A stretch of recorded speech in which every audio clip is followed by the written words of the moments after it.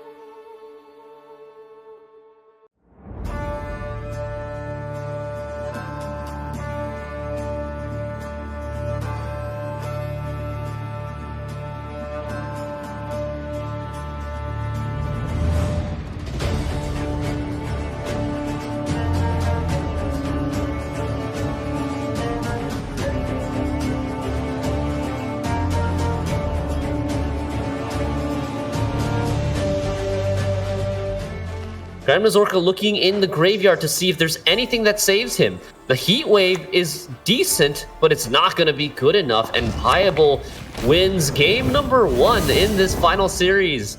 It's a 5-point game, so honestly, does the Golem save it? I don't think.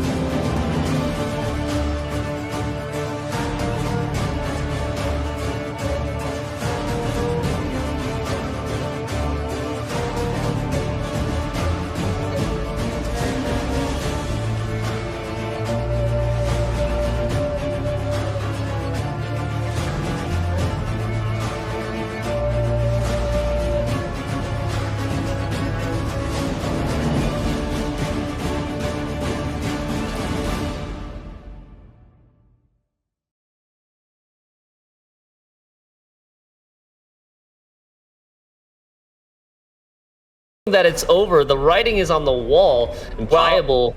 It's also less of a body for your leader ability to kill, right?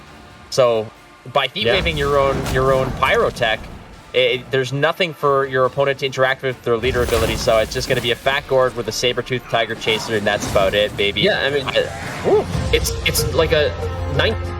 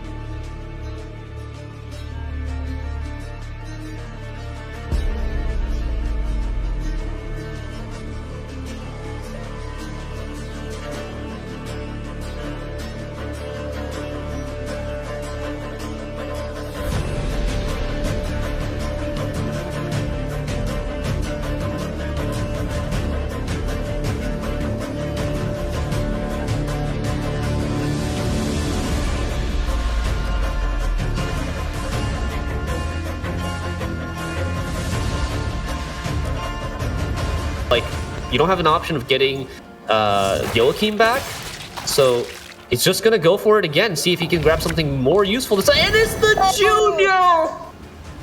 Oh my goodness, you're...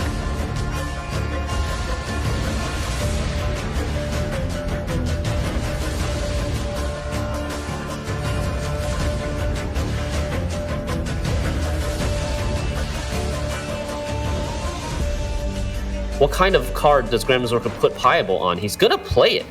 Let's see how all in he goes, if he even uses the imprisonment. This is an expensive card to play with when you were already down like nine. We did it! Shinmiri, we did it! The boat's here! We got the boat out, and it does force out this Justice. Okay, but Terra Nova for Justice is kind of an expensive trade as well. But now there's going to be like almost no Crown Splitters left.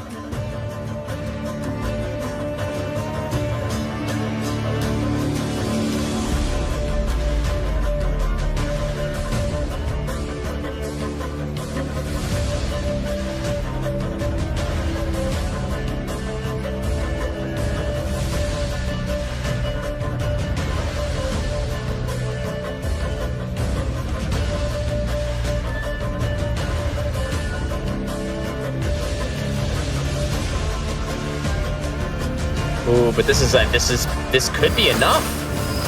I mean, this is going to take all of the points off of GranMazorca's board, but Pajabol's only going to have 7 on his. That's what we're saying. I mean, he's thinking that, okay, well, I got Cleaver with 4 coins. That's 2 clicks. But no, my friend. You are not line pockets. Yeah. You are Nilfgaard. I wonder if he remembered. It's only 1 click, but it is enough here. Yeah, I agree with you. I think he should not have spent on that.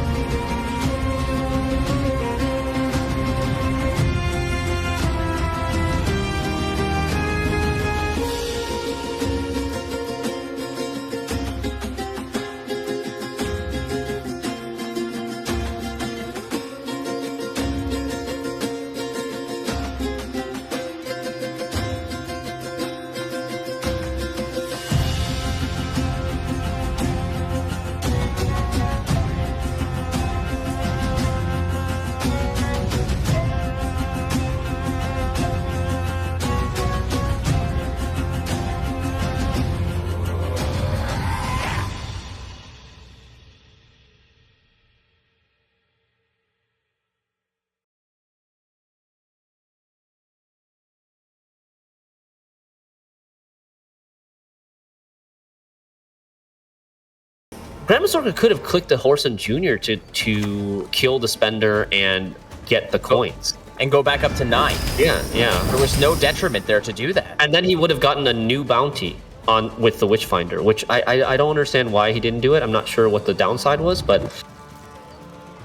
this is going to be a close game. Every decision is going to matter here. Pajabol decides this is the turn to play the Tunnel Drill and does kill the Witchfinder now and potentially can kill Horson Jr. as well. You might as well. There's no other ways really to kill it. It's going to be a very inefficient spend on that, or rather inefficient. It's basically par for the course, 1 coin, 1 point when it comes to that drill. But I think the answer to that, which adage is more true, I believe early drill gets the worm in this case, Shinmiri, is it's basically gone ahead and laid waste to any pockets. As we see here, you're going to have to go full tilt here, and you're probably going to have to enter that drill. So you're going to click onto the Bloody Good. After getting some pings on the drill so that you don't end up over profiting and then probably finishing the drill afterwards. But I do want to point out that GranMazorca's Witchfinder was not used very well. Her bounty, you basically got no bounty value off of her. right? Because she bountied a Cleaver's Muscle, which was not redeemed, and then Professor overwrote her bounty, and then she died before she bountied anything else. So I really think that, like, with different sequencing, GranMazorca might have been able to get more value from the Witchfinder and actually, you know, take an advantage of her bounty. But still, GranMazorca with an 8-point lead here, a couple of extra coins, and still a decent finisher play with the Scoundrel, trying to hold the Scoundrel as long as possible. I guess to prevent bounty on the Scoundrel is maybe why he held it for so long. He didn't want, like, a Professor to put bounty on the Scoundrel and then the Tunnel Drill to collect. So these are a lot of different lines that he can take here. Pajabol, interesting enough, sets up the bounty on the Professor, which is gonna bleed and die on this turn. No way for GranMazorca to actually prevent this Professor from dying, so he is gonna get the 6 coins. Pajabol gets up to 6 coins, and that is huge. Does he get there? He gets there just by equal points. The difference maker, using bleed to harvest a bounty. Very niche interaction, really done well by Pajabol, and he wins the game, he wins the series, and he is your Gwent Open number 3 champion. Wonderful play over there. Again, when it comes down to those mirror matches, oftentimes you're just wondering